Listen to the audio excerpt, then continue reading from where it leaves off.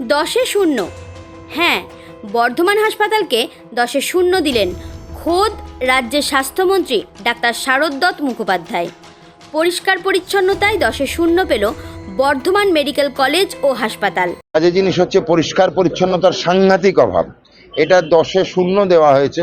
কেন আমরা বলেছি, এরাও অ্যাকসেপ্ট করেছে যে হ্যাঁ, আমাদের স্বচ্ছ ভারত অভিযান খুব প্রাণের অভিযান, কিন্তু বর্ধমান মেডিকেল কলেজের মানে পরিচ্ছন্নতার দিক থেকে অবস্থা খুবই খারাপ। মেজার্স নিতে বলা হয়েছে, বিন প্রতি 10 মিটারে লাগাতে বলা হয়েছে, সচেতনতার কথা বলা হয়েছে। কেন নোংরাটা ছড়াচ্ছে কিন্তু পাবলিক, আমি আর আপনি। আকাশ থেকে তো পড়ছে না, নোংরার বৃষ্টি হয় না। তো আমি আর আপনি প্রথম কথা বিনে ফেলছি না, বললে বিনের অভাব, বিন আমরা লাগিয়ে দিচ্ছি। সচেতনতা পরিষ্কার করা, ড্রেন পরিষ্কার করা, ভেক্টর কন্ট্রোল করা, নাহলে ডেঙ্গির সিজন আসছে। যেখানে অনেকগুলো ডিপার্টমেন্টে লোকাভাব আছে, মানে ডাক্তারের অভাব, তো তাদেরকে বলা হয়েছে লোকালি আমরা বর্ধমানের মধ্যে যেসব চিকিৎসক বৃন্দ আছে, কেন রিক্রুটমেন্ট তৈরি হচ্ছে, যে কোনো সরকারি পদ্ধতি অনুযায়ী যদি আমি নিযুক্তকরণ করতে চেষ্টা করি, সেটা 2 বছরের আগে লোক হবে না।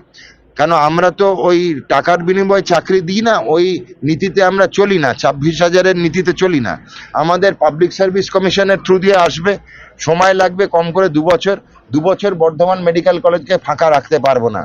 চটজলদি এখনকার মতো যে কর্মসূচি, সেটা হচ্ছে আমরা লোকাল যে ডাক্তারবাবুরা আছে, যারা প্রাইভেটে রয়েছেন, তাদেরকে উইকে 3 দিন এখানে সময় দেব।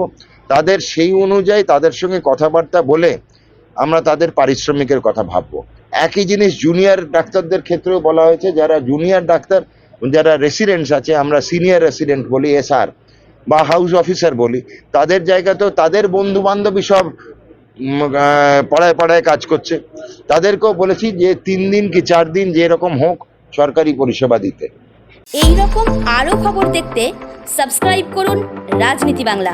আপনার সাপোর্ট আমাদের মেরুদণ্ড।